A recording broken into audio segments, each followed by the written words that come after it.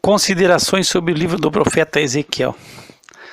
Então Ezequiel, o livro do profeta Ezequiel ainda está enquadrado dentro dos profetas maiores.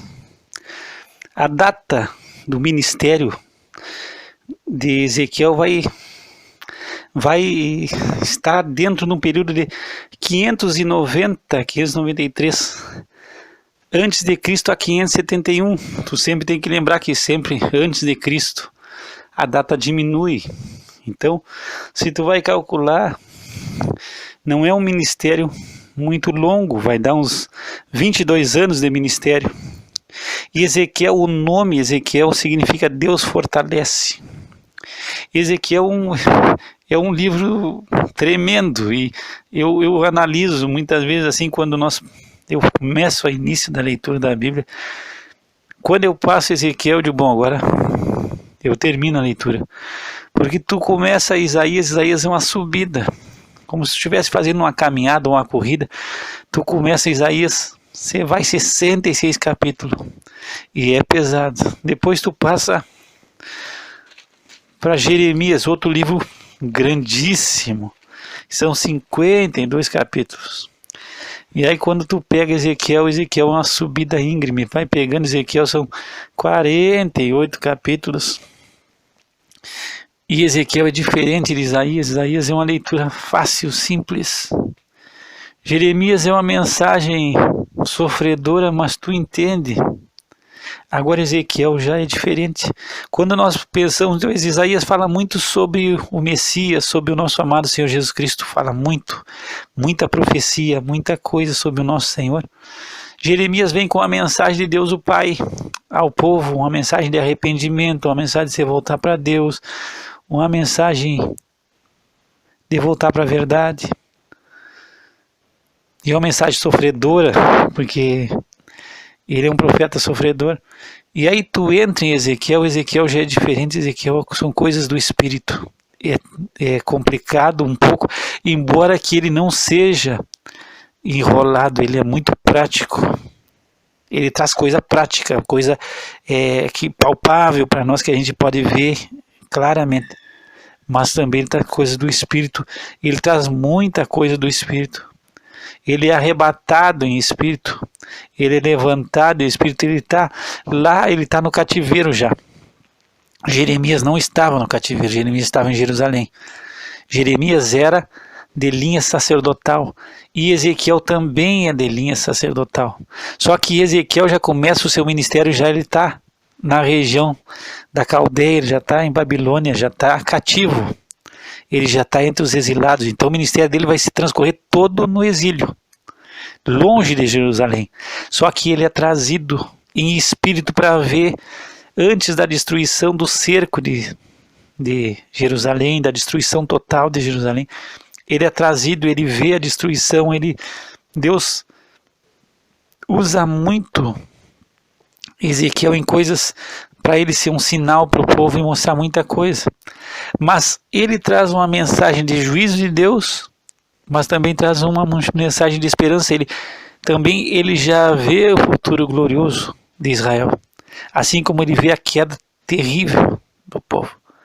Então são coisas interessantes, preciosas. Eu acho um livro prático, mas ele é um livro espiritual também, bastante coisas do Espírito, e ele traz coisas do fim. Ele vê os querubins, ele consegue discernir os querubins, que são aqueles guardiões da glória de Deus, seres celestiais, que seriam aqueles que guardam a glória do Senhor, que manifestam a glória de Deus, que estariam cuidando da santidade de Deus, guardiões.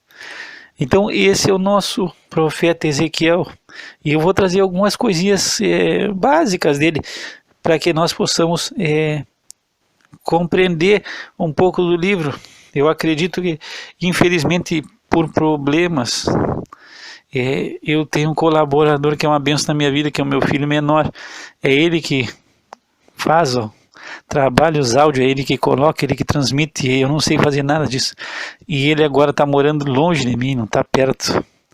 Então eu tive dificuldade de me adaptar a essa nova situação, e aí eu comecei uma coisa que eu não consegui fazer foi as considerações do livro. Isso aí eu perdi por não estar perto dele, por não estar junto. Ele me ajudava muito, então eu tenho muito sofrimento nisso. Até tem um áudio que eu fiz do Apocalipse, tem um áudio que eu comento essa situação, que eu digo, olha, é com sangue, suor e lágrima que eu faço, mas não é que uma situação que para mim se torna difícil, eu gosto de fazer, mas é que eu tenho muita limitação. Eu não entendo nada de colocar isso na internet, eu não entendo nada de transformar os áudios, então é tudo meu filho que faz, e por ele estar longe de mim, eu tenho dificuldade, então atrasou áudio, atrasou muita coisa, porque nós estamos ainda nos adaptando a essa situação. Bom, então eu falando sobre Ezequiel, ele traz essa mensagem de juízo e de esperança, e ele vai ser contemporâneo de Jeremias. Ele conheceu Jeremias possivelmente. Pode ser que Jeremias não tenha conhecido a Ezequiel, mas certamente Ezequiel conheceu, porque Jeremias foi um homem que deu uma mensagem muito forte naquele período. O ministério de Jeremias estava no auge, nesse período em que Ezequiel vai para o exílio. E Jeremias lutou muito contra os falsos profetas que diziam que Jerusalém ia voltar a ser habitada, que ia dar tudo certo, que as coisas que foram transportadas iam voltar logo. E Jeremias dizia, olha, que bom que fosse assim, mas não é. Muitas vezes a gente escuta umas mensagens aí que dá vontade de dizer, pô, que bom que fosse assim. Mas não é assim, infelizmente não é. E Jeremias muitas vezes ele teve essa situação. Pelo seu temperamento, ele diz assim, que bom que fosse desse jeito, que tudo fosse assim, que Jerusalém não caísse, só que Jerusalém vai cair, nós vamos ser destruídos, nós não nos voltamos para Deus, e só que aí vinham os falsos profetas, davam outra mensagem. Então a mensagem de Jeremias, que bom que fosse isso aí, mas não vai ser. E hoje também, de vez em quando eu escuto umas mensagens, que a gente diz assim, que bom que fosse assim, pá, que maravilha. Esses dias eu comentava com alguém, de olha, como eu queria que o espiritismo estivesse correto, pá, que maravilha. Todos os nossos que se perderam sem Cristo vão ter uma nova chance, que bom que fosse, pá, que maravilha, que eu ia amar que essa doutrina que você vai evoluindo e que você volta de novo, você tem mais uma chance, que bom que fosse assim, mas não é, a Bíblia não ensina assim, então a gente diria assim, que bom que fosse, que reencarnasse 200 vezes até que um dia nós fosse acertasse o alvo e Deus nos recebesse. Só que a Bíblia não ensina desse jeito. A Bíblia diz assim, depois da morte vem juízo e pronto. Então são coisas assim, muitas vezes a gente quer que certos ensinamentos fossem até corretos, mas a gente olha para a Bíblia e diz, não está certo, não é correto. E Ezequiel teve esse problema, porque Ezequiel também lutou contra os falsos profetas. Ele é contemporâneo também de Daniel, que Daniel já está no exílio, Daniel foi antes que ele foi na segunda leva, Daniel vai ir na primeira leva de cativos e Ezequiel vai na segunda. Então ele conhecia e ele fala sobre Daniel no livro dele. E é interessante porque ele vai ser levantado e Deus diz assim, não vou te levar como profeta para outra nação, vai ser para o povo de Israel. E aí Deus diz, causa rebelde, eles são duros. E tem uma passagem em Ezequiel que eu fiz questão de pegar aqui. Tu pegar depois, se tiver a oportunidade, pega Ezequiel 33, do 31. E Deus diz assim para Ezequiel, e eles vêm a ti como o povo costumava vir, e se assentam diante de ti como o meu povo, e ouvem as tuas palavras, mas não as põem por obra. Pois lisonjeio com a sua boca, mas o seu coração segue a sua avareza. Eis que tu és para eles como uma canção de amores, de quem tem voz suave, que bem tange, porque ouvem as tuas palavras, mas não as põem por obra. Mas quando vier isto, eis que está para vir, então saberão que houve no meio deles um profeta. Então aqui é uma coisa profunda, porque ele diz assim, olha, o meu povo vem consultar a palavra de Deus através de Ezequiel, que era profeta. E aí diz, eles se sentam diante de ti como fosse meu povo, querem ouvir, se alegram, parece que a tua palavra é maravilhosa para eles, mas eles não põem em prática nada do que ouve. E isso aqui é profundo, porque muitas vezes nós temos que ver a Bíblia como um espelho. E a gente tem que ver se nós não estamos agindo dessa forma, e eu acredito que muitas vezes nós somos assim. Nós viemos diante de Deus, como povo de Deus, achamos lindo a mensagem de Deus, achamos uma melodia para o nosso ouvido, mas nós não pomos em prática. É tudo maravilhoso, é Jesus maravilhoso, Jesus é tudo. Eu tenho dito no livro de Apocalipse, no estudo que estamos fazendo sobre o livro de Apocalipse, que nós vivemos numa monarquia parlamentarista. Jesus é rei, mas não manda nada. O que ele manda só, nós vamos ali, ele finge que manda e nós fingimos que obedecemos, porque ele não manda na nossa vida, ele fala e nós não obedecemos. Só que nós pensamos que Jesus é bobo, e Jesus não é bobo de ninguém. Diz que aquele que vai entrar no reino de Deus é aquele que faz a vontade de Deus. E muitas vezes nós estamos fazendo a nossa própria vontade, e a nossa vontade é que está acima de tudo. Nós ouvimos a palavra de Deus, ai, maravilha, vamos no culto, lemos a Bíblia, e é tudo maravilhoso, é uma palavra gloriosa. Mas a nossa vontade está acima de qualquer coisa. Acima da vontade de Deus, é o que nós queremos. Jesus, ele quando estava indo para a cruz, ele disse: Pai, se for possível, passa de mim esse cálice, mas não seja o que eu quero. Faz a tua vontade.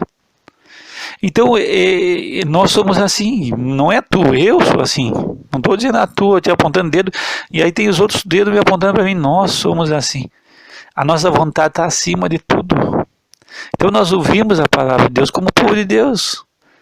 Mas aí nós temos nessa monarquia parlamentarista, nós temos um rei, mas ele não nos manda, nós fazemos o que nós queremos, o povo é quem comanda. Então Ezequiel tem essa particularidade, e depois ele tem algo tremendo também, são coisas assim que batem. Eu não vou entrar nesses estudos, porque senão nós vamos, não é o objetivo dessas considerações, mas o povo é astuto. Eles tinham uma teoria que, primeiro, os falsos profetas diziam que Jerusalém não ia cair. Jerusalém não vai cair, nós vamos voltar, todos os utensílios do templo vão voltar, e Ezequiel disse: não, Jerusalém vai ser destruída, pode ter certeza, ela vai cair mesmo. E caiu, foi tudo destruído. Mas sempre tinha uns que diziam que não. Da mesma forma, o povo, ele tinha uma teoria semelhante ao espiritismo. Eu não estou não querendo hoje pegar esse áudio, já vou bater no espiritismo, não. Mas era uma teoria assim do karma. É do karma, um karma cristão, vamos dizer, um karma judaico. O que eles diziam? Eu não sei se tu já escutou mensagem, que eu não aprovo muito, mas não que eu vou fazer um estudo, ainda nós vamos estudar isso aí, que eu aprovo muito, que é a maldição hereditária. Então, Deus visitando o pecado dos pais nos filhos. E então o que eles faziam? Eles estavam na pior. Mas eles tinham a justificativa boa. O que eles pensavam? Nós estamos aqui, mas não é por nossa culpa. Nós estamos colhendo o pecado dos nossos pais. Então, eu não sei se tu está conseguindo entender. Eu sou assim. Não, mas isso aí é herança, é maldição hereditária. Eu tenho esse mau gênio. Isso é uma maldição, eu tenho que quebrar a maldição. Não, eu tenho que, na realidade, para mim, no meu ver, eu tenho que te converter. Tu não é convertido ainda. Estou dando a minha opinião. Então, aqui existia uma teoria do karma, quer dizer, o povo estava se eximindo da sua culpa e dizia: não, nós estamos aqui no cativeiro por causa dos nossos pais que pecaram, e aí agora Deus está nos visitando o pecado, uma maldição veio, a herança, uma maldição hereditária. E aí Ezequiel, se tu puder pegar, se tu está achando, não, mas está inventando, está batendo, não, pega Ezequiel no capítulo 18, e aí tu vai ver que Deus fala: não, para aí, vamos parar com essa história.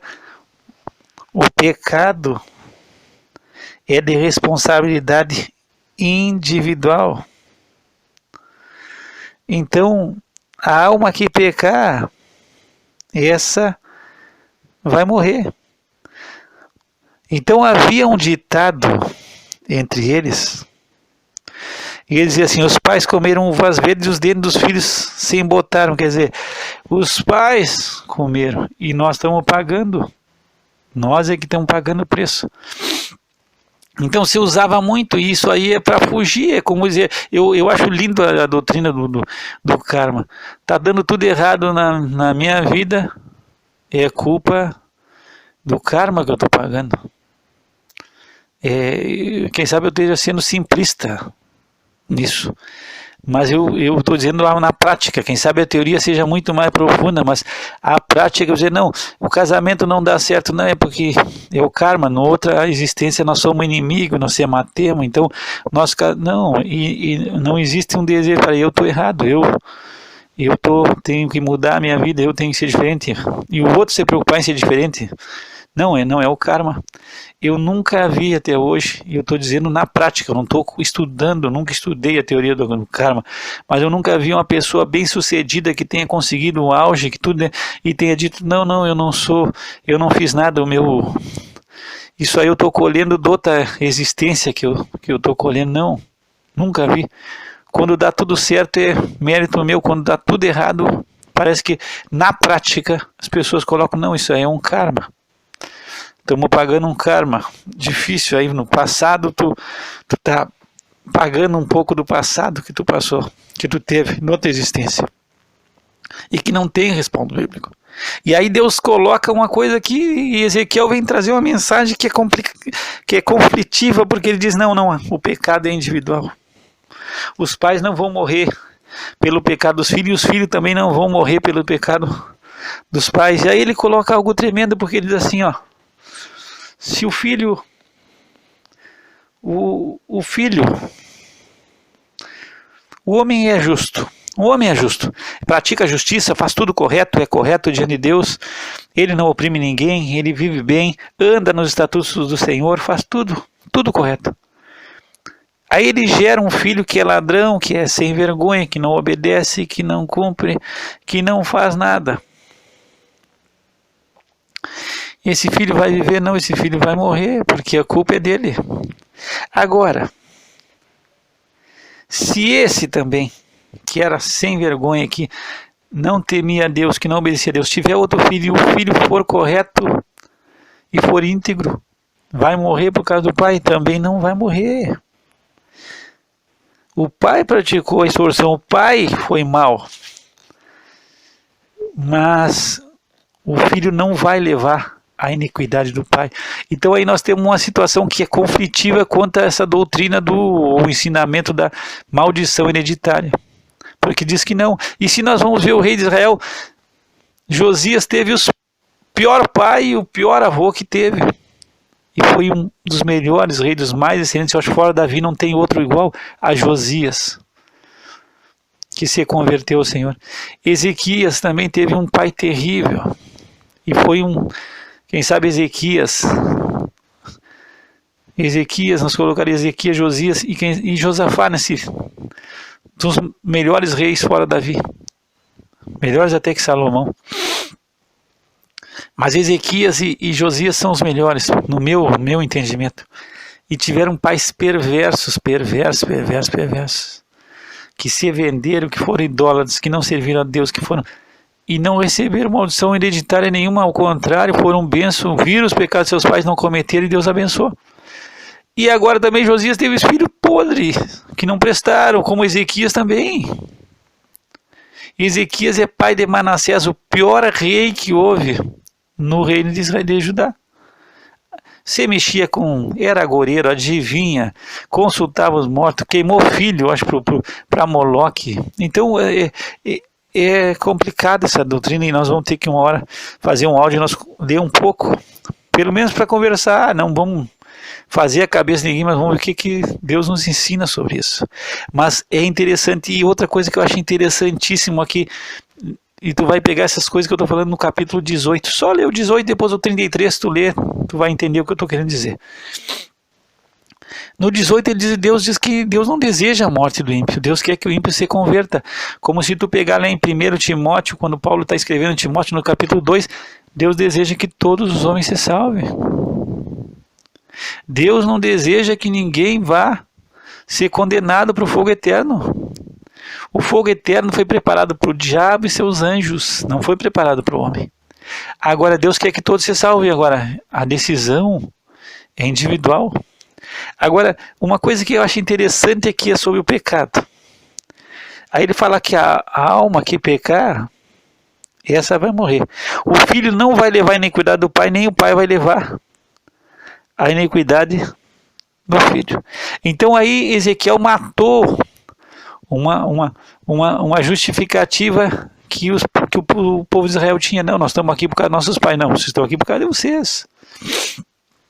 Por causa dos seus pecados. E aí ele bate outra coisa. Porque ele coloca outra situação. Se o ímpio se converter e obedecer aos estatutos, as suas transgressões não vão ser lembradas mais. E se ele praticar justiça, ele vai viver. E se o justo viveu uma vida justa e se rebelou e se desviou e começou a fazer coisa errada, a justiça dele vai ser esquecida e pelo pecado dele ele vai morrer. E o povo de Israel não aceitava isso aí.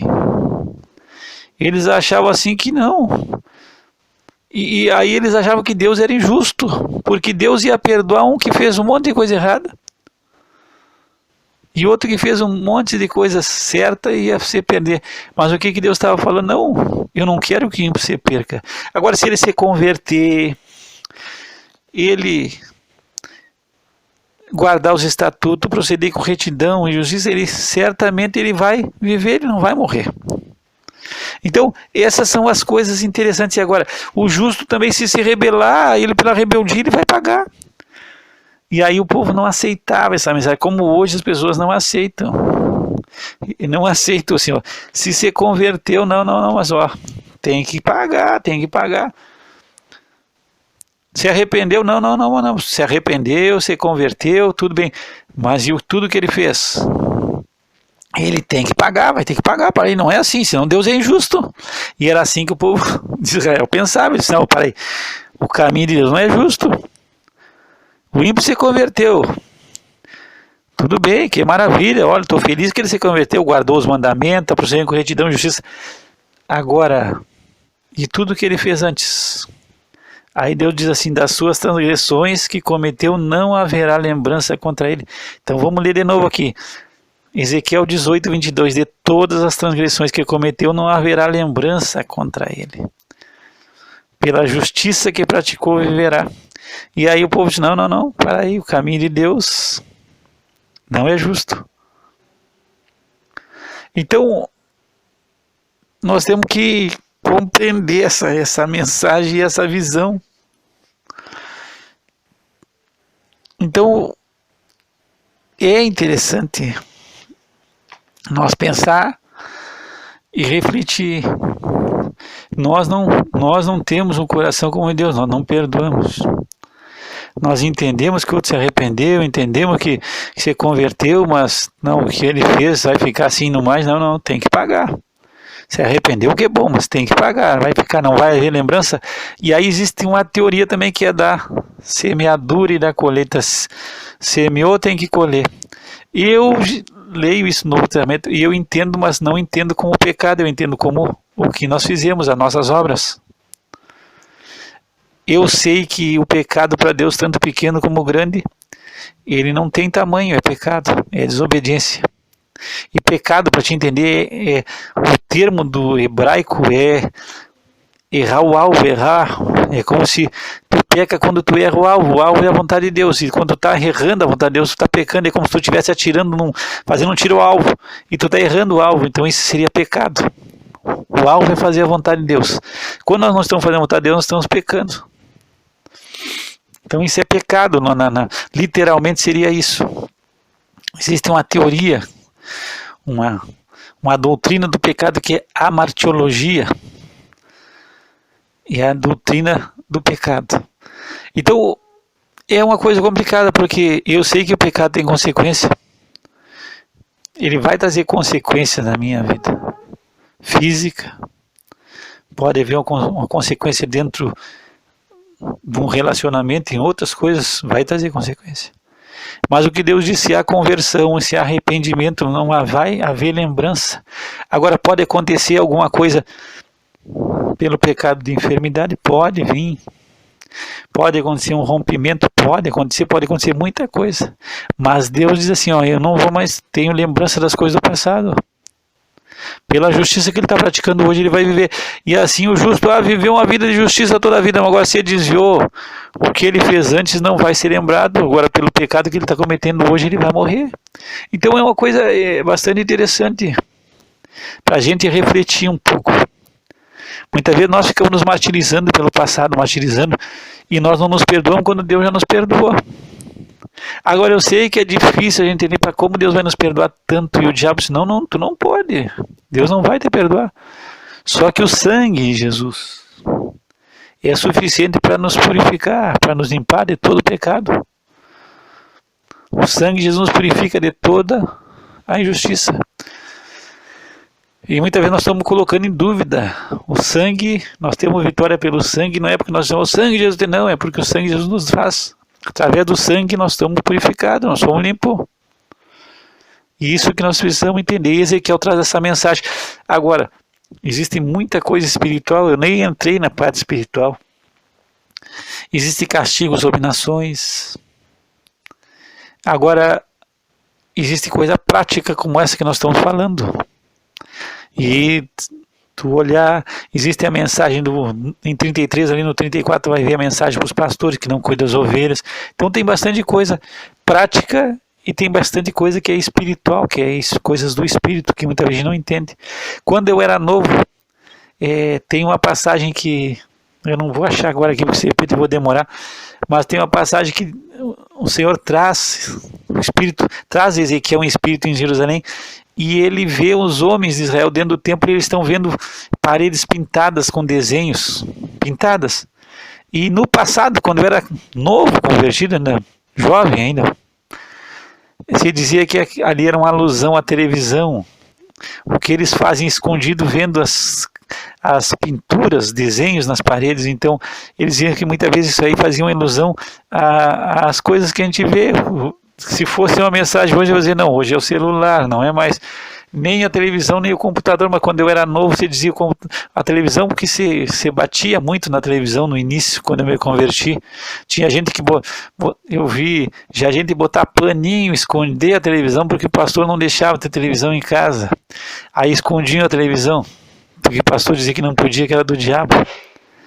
Aí depois foi o computador, e agora a gente está dizendo celular, mas daqui a um pouquinho o celular já vai ser vencido por outra coisa, quem sabe algo mais tecnológico que o celular, que eu acho difícil, mas vai ter. Tem coisas que a gente não vai fugir.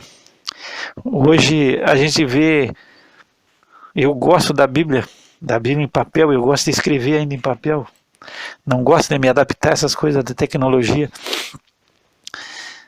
E hoje as pessoas vão na igreja já com o celularzinho já pronto, e aí o pastor começa a mensagem, até o pastor usa o teu celular, aí está tudo digital, aí a pessoa já pega, e aí não se lê mais a Bíblia assim em papel. E isso, para mim, eu acho que não vai voltar mais.